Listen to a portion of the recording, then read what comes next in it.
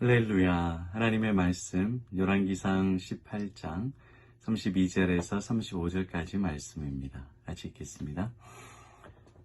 또 나무를 버리고 송아지의 각을 떠서 나무 위에 놓고 이르되 통 넷에 물을 채워다가 번제물과 나무 위에 부으라 하고 또 이르되 다시 그리하라 하여 다시 그리하니 또 이르되 세 번째로 그리하라 하여 세 번째로 그리하니 물에 제단으로 두루 흐르고 도랑에도 물이 가득 찼더라. 아멘.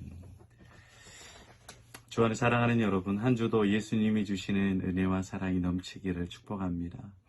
여러분, 우리는 이런 이 착각과 생각에 사로잡혀 있어요. 그게 뭐냐면 내가 계획하고 열심히 하면 된다. 혹은 원인이 있으니까 결과가 있다. 결자 해지. 잘못한 사람이 그 문제를 해결해야 된다. 이런 자연적이고 인과적이고 논리적인 생각들을 가지고 있습니다. 이게 열심히 노력하면 성공하고 공부를 열심히 하면 잘하고 좋은 대학 가고 내가 착하게 살면 복을 받을 것이다. 이런 직선적인 생각을 가지고 있어요. 누구나 다 그렇게 사는 것 아닙니까? 그런 거죠. 근데 인생을 이렇게 살아보면 인생이 반드시 가는 게 아니에요. 내가 열심히 했는데 안 돼. 내가 잘해줬는데 배신을 해. 내가 믿음이 좋았고 잘 믿었는데 하나님께서 복을 안 주시는 것 같아. 이렇게 인생이 반드시 가는 것이 아니라 오히려 내려가고 내가 전혀 계획한 것과 안 맞는 것이 인생입니다.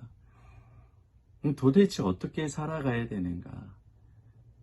인생이 수수께끼예요, 이게.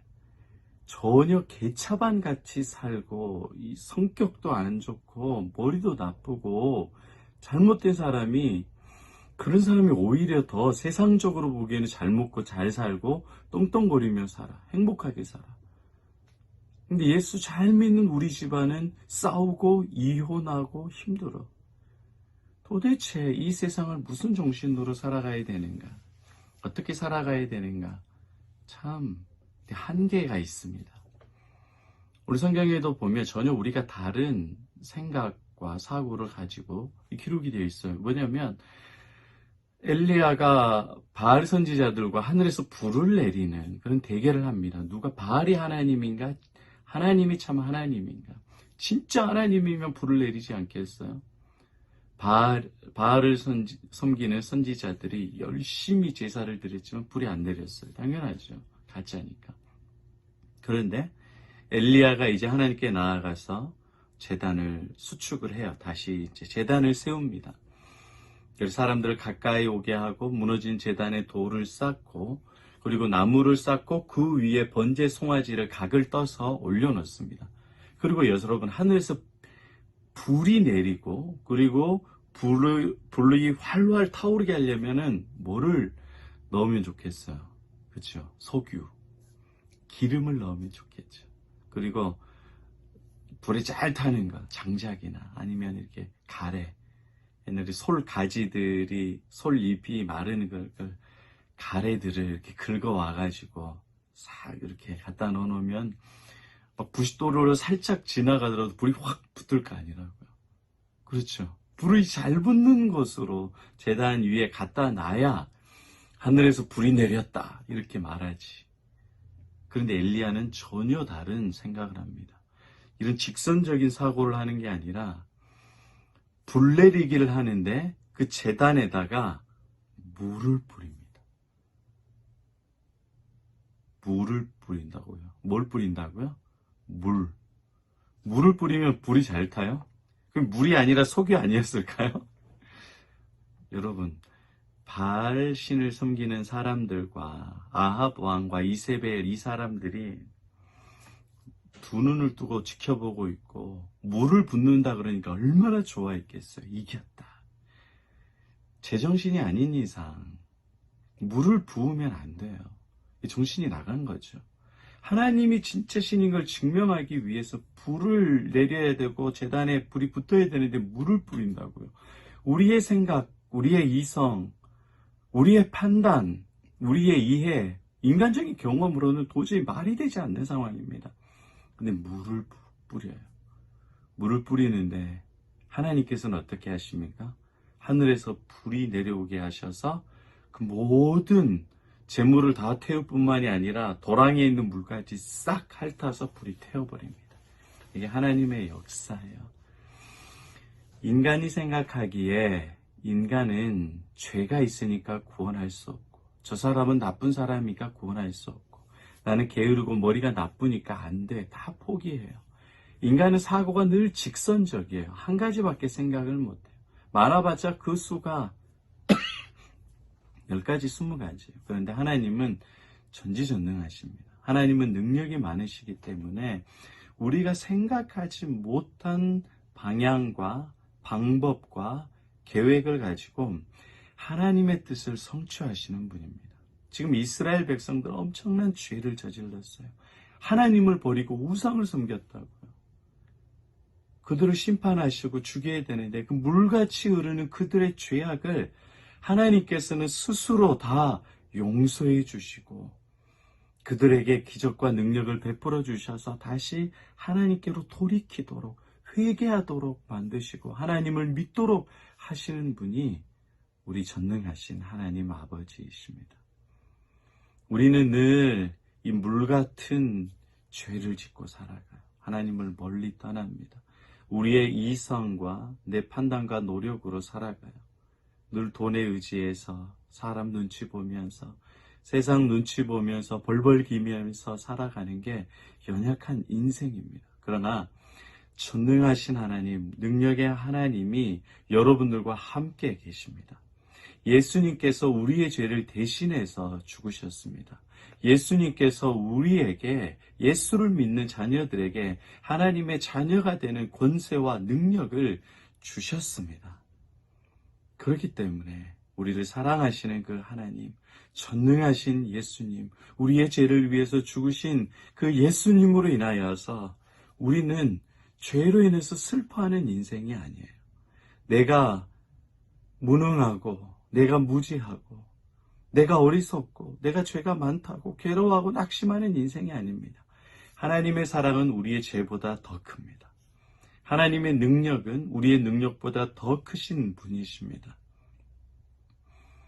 예수님의 능력이 우리의 약함과 우리의 게으름과 우리의 죄와 우리의 연약함보다 더 크시다는 것을 믿으시기를 바랍니다.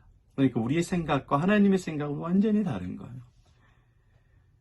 죄 때문에 내가 연약하다고, 내가 부족하다고, 실패했다고 낙심하고 절망하는 인생이 아니라 물이 가득한데도 불을 부어주셔서 역사하시는 그 하나님, 인간의 이성과 경험과 나의 계획과 사람의 능력과 자연의 법칙을 뛰어넘는 전능하신 하나님의 능력, 예수님의 사랑을 의지하시기를 바랍니다.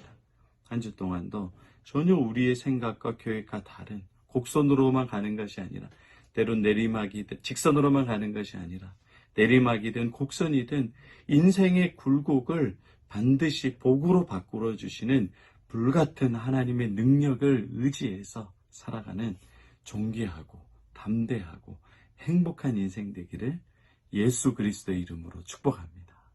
아멘.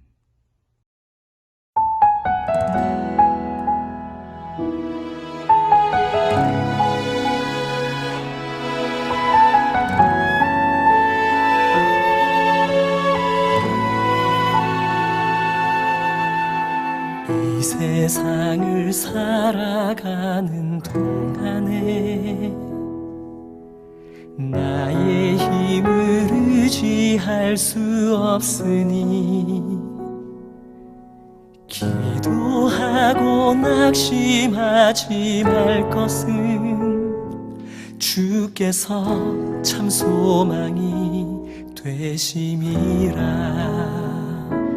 하나님의 꿈이 나의 비전이 되고 예수님의 성품이 나의 인격이 되고 성령님의 권능이 나의 능력이 되길 원하고 바라고 기도합니다.